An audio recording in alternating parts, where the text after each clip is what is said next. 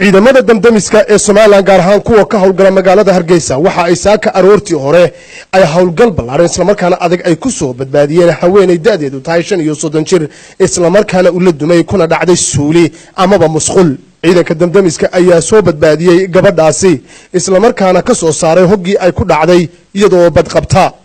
halka aan ku suganahay waa xarunta damdamiska ciidamada Soomaaliland taliyaha guud ee ciidanka damdamiska sareeyo guud Axmed Maxamed Xasan Sawaaxili oo warbaahinta la hadliyay ayaa waxa uu ka warbixiyay howlgalka ciidamada damdamisku ay ku soo badbaadiyeen gabadhaasi ku dhacday musqusha ama Suuliga siyaabaha ay soo badbaadiyeen waa kan taliyaha oo ka waramaya anagoo subaxnimadii tababar ku jirna ayaa nalagu yeedhay gurmad la leeyahay gabadh ayaa musqul la gooday ee ku dhacday tababarkii hore joojinay isla markiiba 3 daqiiqadood ayaan ku gaarnay sababta ahayd baabuurtii iyo buuqii baan wali soo kicin isla markii aanu gaarnay ayaan ugu tagnay gabadh xamaam ku dhex jirta oo da'deedu ilaa 35 jir bay ahayd xamaamku dhererkiisu wuxuu ahaa 7 mitir buu ahaa wasaqadii ama biyi ku jirana ilaa qoorta ilaa cunaha ay markaa u jiray waxa dhacday markaa dadweynaha ayaa markii hore siidhi ka soo saara markii ka soo saari kari waayeen bay anagii noo yeedheen dadweynaha taa aad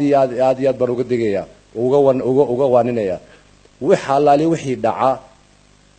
hal isku dayo in laga soo saaro laakiin waa in marka ugu horeysa ciidanka damdamiska loo yeedha si aanu badbaadada si fiican ugu qabano qofkiina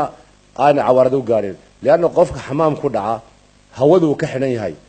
waa gas taasina hadii in yar qofkaasi uu ku dhex jiro uu dhimanaya almuhiim markii aan meesha tagnay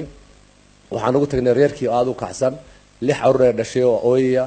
odaygii qabay oo maxaa la yiraahdaa wadna xanuun qabay gastri qabay isna meel ku suxsan dadweynihii wada khalkhalsan almuhiim in markii aan meesha gaarnay qalabkii lagu adeegsan lahaa maxaa la yiraahdaa nabadgelyada ayaanu markiiba aan degdeg waqaajisanay almuhiim gabadhii iyadoo nool oo aan wax ku dhicin oo aan suuxsaneen oo maankeedu fiicay baan ka soo saarnay xamaamkii anoo isticmaalna salaamo iyo xadhko iyo inamadii damdamiska oo dhiiran oo godkii ku dhex degay oo gabadhii ku soo xidhay marka sidii markaan ka soo saarnay waxaan ugu yara raagay oo hore u yara weynay ambulance-kii markii aanu in badan sugnay baan anagu baabuurteeda ku qaadno dhakhtarka ku geynay wax dhaawac ma gaadhin markii aanu sii sidnay ayaa madaxa ayaa laga haybay tiri in yaro barra ayaa timid almuhiim waxaan ku wareejinay ciidamadii caafimaadka Cabdirashiid Cabdi Wahaab Xuseen TV-ga Universal magaalada Hargeysa.